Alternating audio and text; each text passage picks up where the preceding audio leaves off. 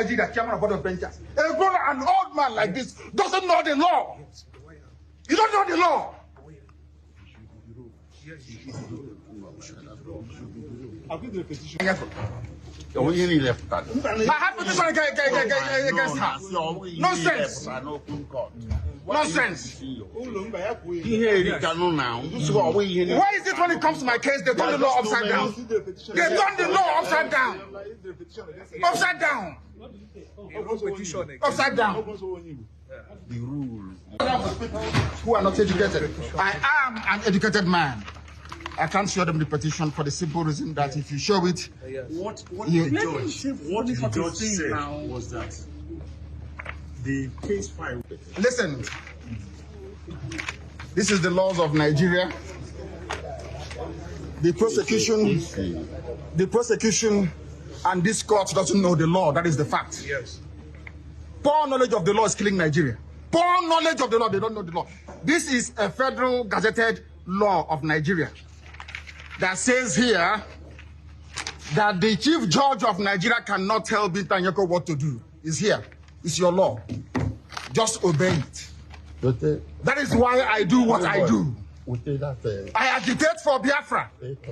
I agitate for Biafra by right to agitate. My right. They turned it from treasonable felony now to terrorism. Stop talking when I'm talking. BINTA and NYAKO said today, for the simple reason that she has no jurisdiction to try me. None whatsoever. I came out of courtesy and respect. She stands recused from my case and cannot try my case.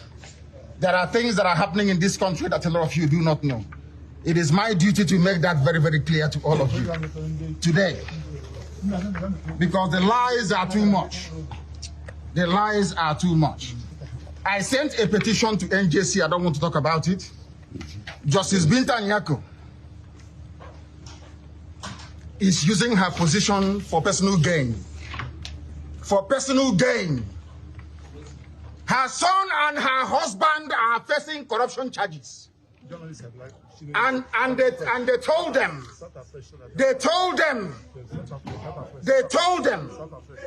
that if they convict me, this is what happens. You can see it. They don't want the truth to come out. Nobody wants the truth to come out. Nobody wants the truth to come out. Nobody wants the truth to come out in Nigeria. That's the problem. Who is that person? Corruption charges. They sent her to my case so they can release or smoothen the pathway for the husband and the son. They are facing. It doesn't matter if they off it. In a corrupt society, that's what happens. They are very, very corrupt.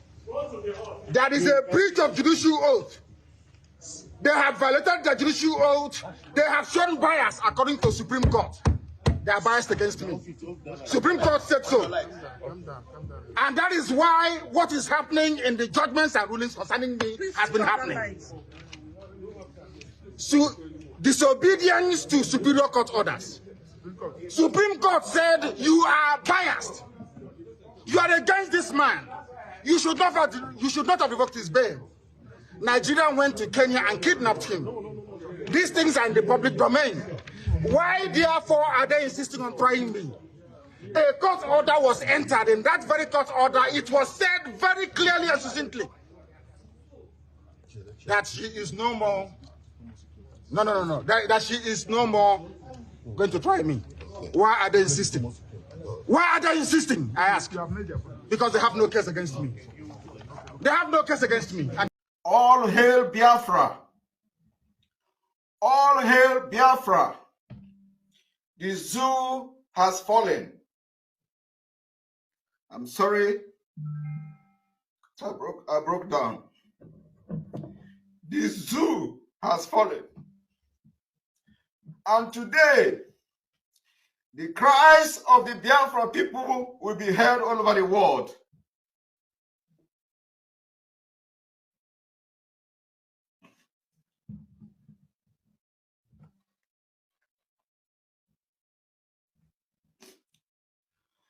I want Biafran people to understand that your cry will be heard all over the world from this day. And we must maintain our stand. The terrorist state of Nigeria will always try, in one way or the other, to bribe their way into all the different foreign countries, to bribe their way into places like United Nations, African Union, to bribe their way into every internationally established community or organization. The Nigerian government, using the Europeans, using United Kingdom as part of their deal, will always try to disrupt, will always try to tamper with the restoration of Biafra, United States of Biafra. But I want to tell everybody listening here today that the power that Nigerian government has, where they stop is where this government begins. I need them to know that our Excellency, His Excellency, the Prime Minister of Biafra Republic, Simon Ekpa, has already led a full structure for the restoration of Biafra. Nobody on earth will stop that. We are both at home and we are abroad. Biafra will be restored from diaspora. Our leader, NNAMDI KANU, has laid the structure by introducing His Excellency Simon Ekpa to be in charge of this ship where we are right now. And that ship is on course. Our leader NNAMDI KANU, or you all should remember, he is with the Nigerian DSS today because of what we are doing. Our leader NNAMDI KANU has said, instead of Biafra not to come, Nigeria will be burned to ashes. And I promise you today, instead of Biafra not to come, we, every single individual in Biafra government, in all the structures that our PM has laid down, we will burn Nigeria down. And any country, both international and in homeland, that tries to tamper, that tries to intervene, that tries to stop this restoration, that country will get the brunt of Biafrans. So I thank you all for coming here today. Like our Honorable Uche has explained to us what happened in Finland. Our Prime Minister's Excellency Simon Ekpa has been invited by the Finnish local authorities to volunteer information on what is going on. And our PM has always said he is looking for this opportunity for the government to officially know that Biafrans cannot continue to stay in a country where President Tinubu and Nigerian leaders reintegrate and rehabilitate non-terrorists into the Nigerian police and the Nigerian military and the Nigerian Air Force and custom, and they continue to kill our people. This is so sad, so sad. The KANU's trial, and I will call it tribulation, appears to be a forever situation. That's what it is looking like right now. On the other hand, we have Simon Ekpa in Finland, although IPOB headed by NNAMDI KANU and of course his brother, Ima Powerful, they said there is nothing that connects Simon Ekpa's movement to that of NNAMDI KANU's own. They said he's a vampire, he's a lawless man, and they care less about him. Why? Because NNAMDI KANU had created DOS, a committee to oversee and overlook, and it is expected that whoever aligns with NNAMDI KANU or whatever NNAMDI KANU is preaching, that person, he or she, should align under the DOS and work with the DOS. Maybe Simon Ekpa wanted to work with the DOS, but somehow they feel he might want to hijack or something. I don't know. But then it is what it is. Simon Ekpa created autopilot. He said there is nothing of such called DOS, and DOS does not exist. That's it. Autopilot. There is no leader. But slowly, Simon Ekpa moved and he became leader in his own corner. In fact, he ended up declaring himself, you might say, people declared, but more or less declaring himself as Prime Minister of Biafra in exile. As it is, a lot of people thought if a new government comes in after Buhari, maybe NNAMDI KANU's ordeal will be looked upon favorably. That's the thought. In fact, some people thought if Peter Obi comes in, he will grant NNAMDI KANU presidential pardon. But you might be in for a shocker. Why? Let us look at the complexity of it. NNAMDI KANU, unless he becomes Nwazurike, meaning after going through these trials and tribulation, we all know what the Nigerian government can do. They have the capacity. If they hold you, if they grab you, detain you, they will show you all sort of wickedness. They will drill you until you become hollow and empty. Nwazurike has gone through it. He adjusted himself. Leader of Masob. Now, if we never had civil war, maybe people might have hope. But people who have gone through that ordeal, that event, many of them do not want to be part of it. And, you know, these people who have gone through it, they cannot in any way want to embrace such experience. And majority of them are in their 60s, because you have to be in your 60s. You have to be in your 60s to say, yes, I saw the war, I experienced it, not as a baby. NNAMDI KANU was born after the Civil War. But those that were born and they are old enough to be able to process what happened, maybe at the age of 5, 6, 7, you have to be in that age to say this is what happened.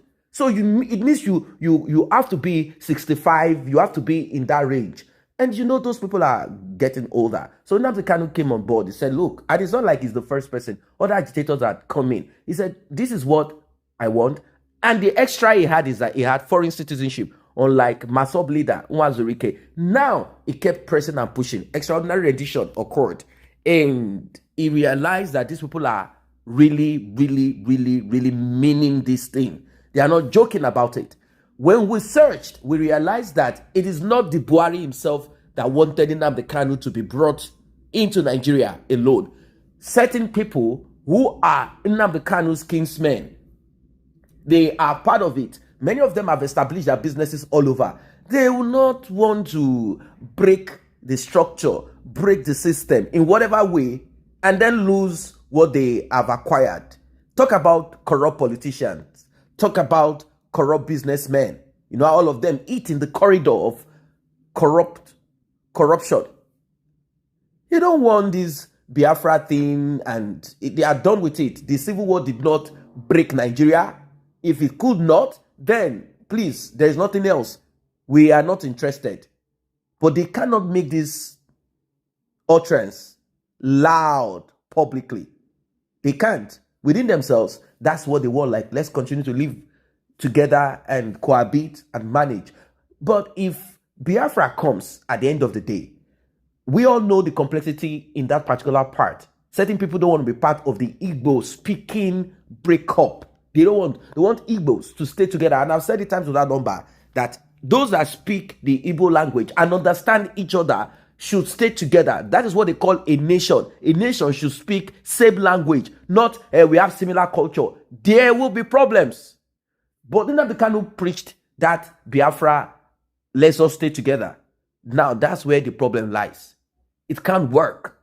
Well, some people who don't want the Biafra, who are not Igbo speakers, they also moved in back and forth, like how they moved during the Civil War too. But now they have become bigger and they have more connection. They moved and said, no, this man, we have to do something about it. So we heard that he sponsored his extraordinary rendition. Was brought to Nigeria. Now, having gone through all of these Buhari's, we were thinking, and people were also hoping if Peter Obi comes in. And I'm like, Peter Obi cannot offer presidential pardon to NNAMDI KANU. It is not possible because Peter Obi wants to be president of Nigeria. He is not interested in being president of Biafra. So why will he grant presidential pardon? On what terms? Oh, don't talk again about Biafra. Is that possible? You know what? Let us give you office. Oh, you know what? We are going to put Igbo people in political position so that we can all enjoy too. Is that what's going to solve? It's called sectional aggrandizement, because immediately another government comes in, they will clear all the Igbos. Is that how we are going to run Nigeria? It's not making sense. This thing happened back then, where an Igbo man will put in Igbo people, Igbo prime minister, putting Igbo people, president, putting Igbo people in notable positions, offering them juicy position. Does that solve anything? It creates acrimony, it creates issues, problems. So what are we talking about? It is sectional aggrandizement. It doesn't make sense at the end of the day. How do we get it right? There's only one thing that I've observed. The rule of law is not being obeyed. And that's what the rule of law is a problem in the East, in the North, in the South, in the Middle Belt, everywhere. The rule of law, they don't like to respect or flow with it. The law is only applicable to the poor and those that they want to crush. The rule of law is not applicable to them. They don't care about it. And they flaunt the law. They flaunt the rule whenever they want. That's how they operate. So it is not about, are you Igbo, are you Yoruba, or whatever. It's got nothing to do with that. Wickedness exists in all of these regions, spheres. Anyway, what is the way forward? That has always been the question. So the question that begs for an answer: should we split? Yes, splitting is good. In fact, people should be together speaking the same language. Yeah, that is how it should be. But then, split up of Nigeria is not the final solution. It's a step. That is if that's your step. The staircase is well structured, well, and you don't crash. So it will end up like putting old wine in a new bottle, thinking it will have a different taste. No, remember that thing called Nigeria is in you. You've never learned. You don't even understand. Your useless proverbs, so-called white saying that is embedded and rooted in corruption and in wicked, selfish, narcissistic patriarchy.